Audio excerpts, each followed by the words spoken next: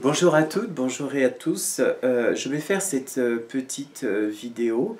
Préalablement, je voudrais vous dire que vous pouvez me joindre sur le 07 70 01 32 65. Alors, cette vidéo, en fait, a pour thème les enfants dans le cadre d'un couple pervers narcissique où l'une des deux victimes est mère, et comment le pervers narcissique va arriver à manipuler les enfants comme on pourrait le faire dans le cadre d'un divorce, à l'exception près que là il s'agit d'une manipulation perverse. Voilà, donc je vais parler un petit peu de ce sujet. Encore une fois, merci à tous les youtubeurs pour avoir donné autant de crédit aux vidéos. Merci à ceux aussi qui laissent des commentaires, agréables ou désagréables, des j'aime ou des j'aime pas. Tout ça fait partie pour moi du contexte en fait, dans lequel on est et qui permet l'interaction entre les uns et les autres. Puisque si vous regardez tous les commentaires, donc je tiens quand même à le dire, je réponds. En général, j'essaie de répondre dans les 48 heures. Parfois, c'est beaucoup plus tôt, mais je réponds de manière systématique. Donc, je vais vous parler aujourd'hui de réactions que j'ai eues parce que les gens peuvent regarder aussi par mon site web et avoir mon adresse mail. Donc les gens m'ont posé une question et enfin pas qu'une, plusieurs, et il y a une sorte de concordance, enfin de confluence on va dire entre différents témoignages concernant des femmes qui se rendent compte donc qu'elles vivent avec un pervers narcissique, qui essayent de s'en sortir, qui y arrivent néanmoins. La structure familiale est littéralement éclatée et le pervers narcissique va se servir des enfants comme d'un moyen de manipulation. Et il est arrivé aussi pour une des youtubeuses que après des années, donc avoir récupéré finalement ses marques, retrouvé une vie, etc., et bien que l'enfant cesse totalement de la voir parce qu'il a pris le parti du pervers narcissique. Alors toute la question est de savoir comment les choses se passent. Exactement comme avec le pervers va agir avec les enfants, il n'a pas la notion d'amour. L'enfant ou les enfants ne sont là que pour lui permettre de jouir d'un statut social. Ça va être un homme excellent, un père au demeurant parfait, qui peut même arriver d'être extrêmement investi dans la vie de ses enfants, et qui va se montrer toujours irréprochable face à l'extérieur. Jamais dans le cadre du couple, hein, jamais dans le cadre de leur structure familiale. Voilà, mais il va quand même donner le maximum de lui-même. On dit que les enfants ne se rendent pas compte de certaines choses. Il est vrai que pour un adulte, définir un manipulateur pervers narcissique est un vrai challenge. Donc imaginez des enfants, c'est encore pire parce qu'il est plus facile de manipuler un enfant et il est plus facile aussi d'utiliser l'enfant pour empêcher la victime du pervers narcissique, donc la mère, de sortir de la relation parce que l'enfant devient un enjeu. Vous me direz, dans les divorces, c'est la même chose qui se passe, à une seule petite différence près. La justice est capable, dans un divorce, d'intervenir pour donner la garde, soit alternée, soit individuelle, donc, et le droit de visite aux parents.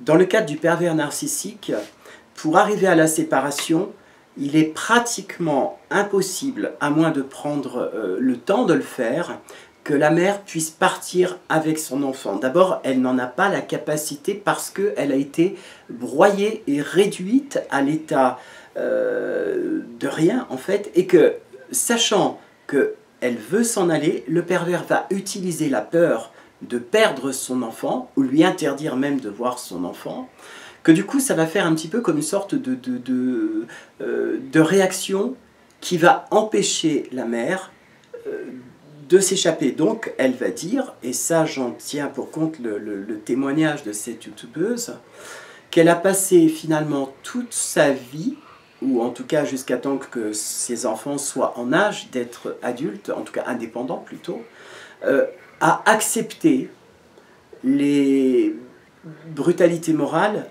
jamais elle n'a été attaquée physiquement, bien entendu, hein, parce que comme je dis, le pervers narcissique, il ne va pas attaquer physiquement, parce que si on attaque physiquement, il y a possibilité de porter plainte, de constater.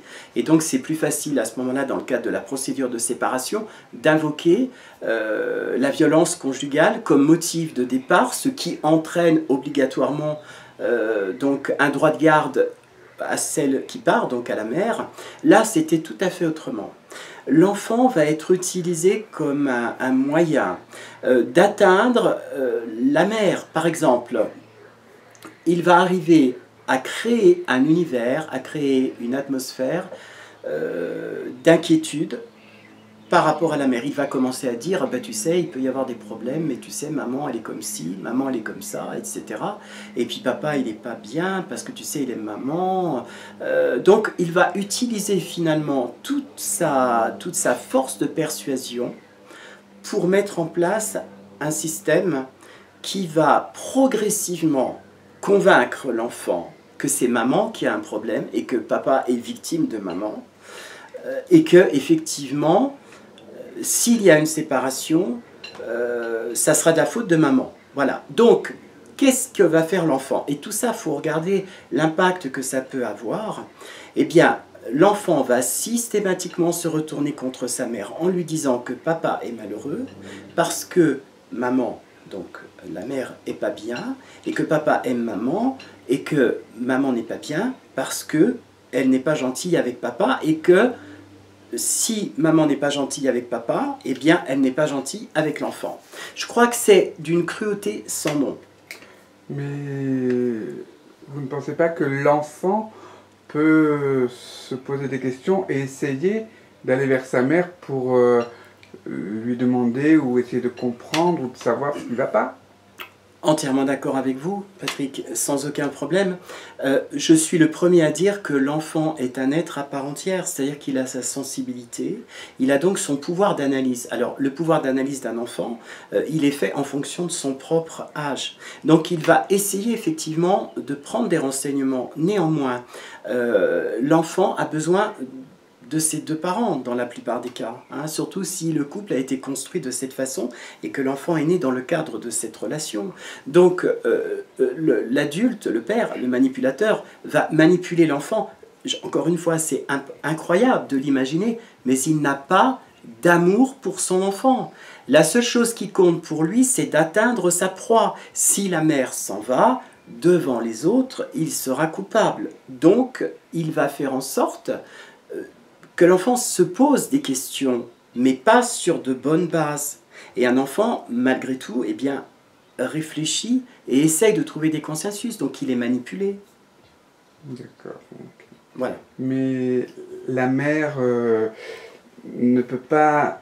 Enfin, je pense que la mère va quand même s'interroger face à son fils de la façon dont il réagit. Oui, elle va s'interroger effectivement par rapport à la réaction. Et là, vous ramenez justement le sujet que j'étais en train de développer sur le fait que il va y avoir des questionnements qui vont être faits, il va y avoir des réactions qui vont être données, et l'enfant aura été manipulé pour, à la limite, faire croire dans les témoignages que j'ai eus que c'est la mère qui était en cause et pas le père. Donc si la mère est en cause, l'ennemi, ça n'est pas le père que l'enfant va protéger, mais c'est la mère. Et vous faites vivre un enfant comme ça pendant des années dans une structure de cet acabit, et vous arrivez en fait à séparer, à faire imploser les relations des uns et des autres. C'est quelque chose qui va vraiment dans la droite ligne du pervers narcissique. Il a gagné sur le coup pour tous les tableaux. Un, il reste avec sa proie, dont il use et il abuse à corvée, comme on dit, hein. Femme au foyer, je dis n'importe quoi, mais ça peut être le cas, femme au foyer, elle s'occupe de lui, donc voilà, il est super, et puis si elle veut partir, on lui montre que si elle s'en va, elle risque de perdre son ou ses enfants, garçon ou fille, hein. Et donc du coup, elle va être doublement condamnée. Elle n'aura pas la possibilité de s'en aller, parce que le manipulateur va aller dire qu'il aura des preuves et des moyens, et ça peut être vrai. Il peut y avoir eu, par exemple, dans le cadre de cette relation pervers narcissique, des dépressions nerveuses qui auront été soignées, des arrêts de travail, etc. Donc tout va être utilisé comme un moyen de pression sur les protagonistes, c'est-à-dire l'enfant, la mère, au profit et au seul profit du pervers narcissique. Donc, ce que je voudrais dire, c'est que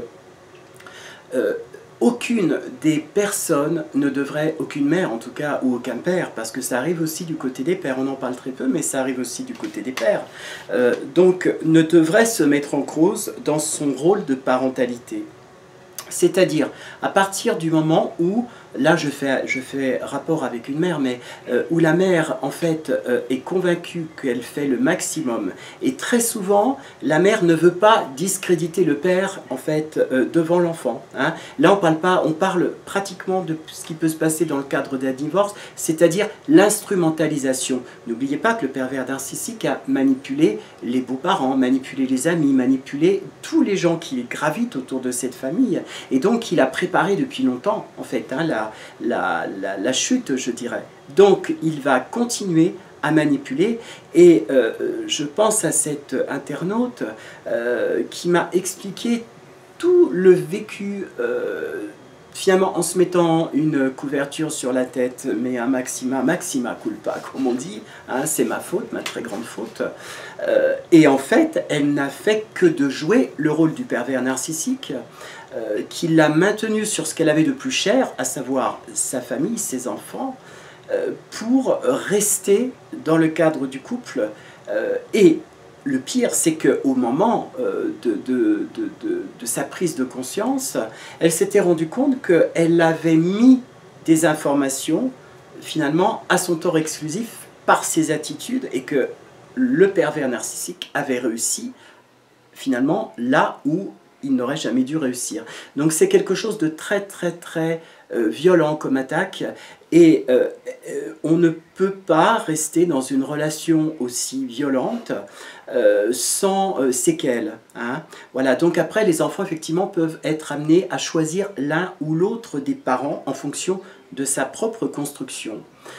Je pense que ce cadre de pervers narcissique est tellement finalement violent, il est tellement atypique hein, aussi, que du coup il est beaucoup plus facile de manipuler tout un tas de personnes à la fois que de remettre en cause la qualité de la mère. Hein.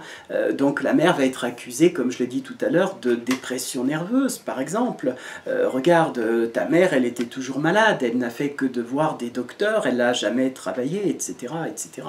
Donc toutes ces choses finissent par empêcher la mère, donc qui est aussi, avant d'être une mère, une femme, ça il ne faut pas l'oublier non plus, hein, un être, un individu, une individualité avec son parcours, son histoire, eh bien il va l'empêcher par le simple fait des enfants, de reprendre sa liberté et d'avoir une vie normale.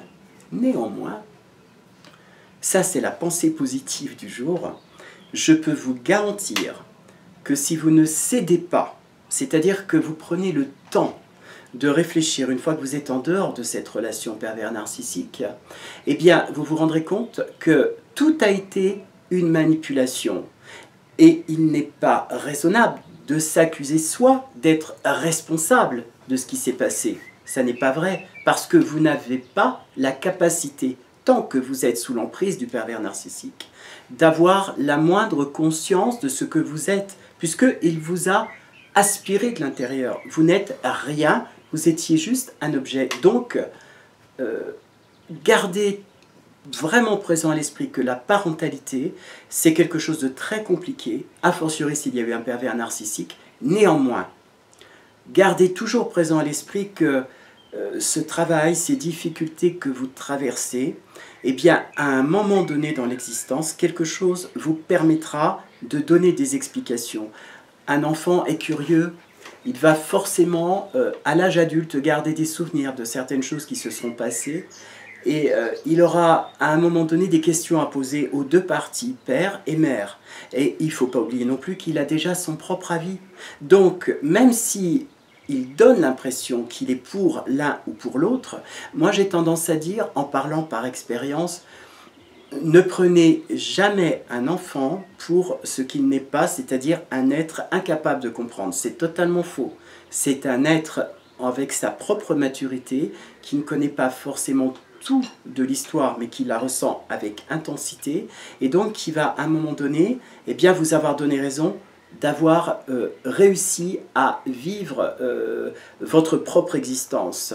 Et que si vous arrivez à couper avec le pervers narcissique et que vous partez, je le dis, prenez toutes les dispositions pour qu'il n'y ait strictement plus aucun contact entre vous, mère ou père, et le pervers narcissique. Et si le lien parent-enfant est indispensable, parce qu'on ne peut pas retirer un enfant de son père ou pas retirer un enfant de sa mère, à moins d'un problème juridique, auquel cas, là par contre, c'est plus du tout de mon ressort de sophrologue ou psychothérapeute. Néanmoins, gardez toujours présent à l'esprit que vous ne pouvez pas vous accuser a posteriori de quelque chose dont vous n'êtes pas responsable, parce que si vous avez vécu cette relation pervers narcissique en tant que mère, vous avez gardé à l'intérieur de vous chacun de ces souvenirs. Ne vous laissez pas, au moment de la reconstruction, gagner par cette espèce d'empathie qui n'a pas lieu d'être envers votre pervers narcissique. Ne vous faites pas le reproche non plus de ne pas avoir forcément pu tout faire pour vos enfants.